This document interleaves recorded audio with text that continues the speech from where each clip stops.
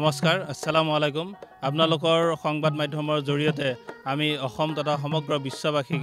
ঈদ উল ফিতৰৰ আন্তৰিক ওলগ আৰু শুভেচ্ছা জ্ঞাপন কৰিছোঁ পথৰু সমন্বয় গোষ্ঠী পথৰুৰ তৰফৰ পৰা এমাহ জোৰা ৰোজাৰ অন্তত আজি ঈদ উল ফিতৰ আজি সমগ্ৰ বিশ্বতে ঈদ উল ফিতৰৰ নমাজ খন্তেক পিছতে আদায় কৰিব আমি আজি দৰং জিলাৰ ইতিহাস প্ৰসিদ্ধ পথৰুত যি 140 জন কৃষকৰ কবৰস্থ হিন্দু মুছলমান উভয়ে যি এটা সমন্বয় সম্প্ৰীতিৰ এক বাৰ্তা বহনকাৰী এই পবিত্ৰ কৃষক শহীদ বাকৰিৰ আমি জিকিৰ অনুষ্ঠান আয়োজন কৰিছোঁ এই জিকিৰৰ জৰিয়তে আমি যে জিকিৰত যি সমন্বয় সম্প্ৰীতি যি বাৰ্তা কঢ়িয়াই লৈছে সেই বাৰ্তাকে আমি পুনৰ দোহাৰিব বিচাৰিছোঁ শংকৰদেৱ আৰু মাধৱদেৱৰ আদৰ্শৰে অনুপ্ৰাণিত হৈ আজান ফকীৰে যে জিকিৰৰ যি কালজয়ী জিকিৰ ৰচনা কৰি আমাৰ অসমৰ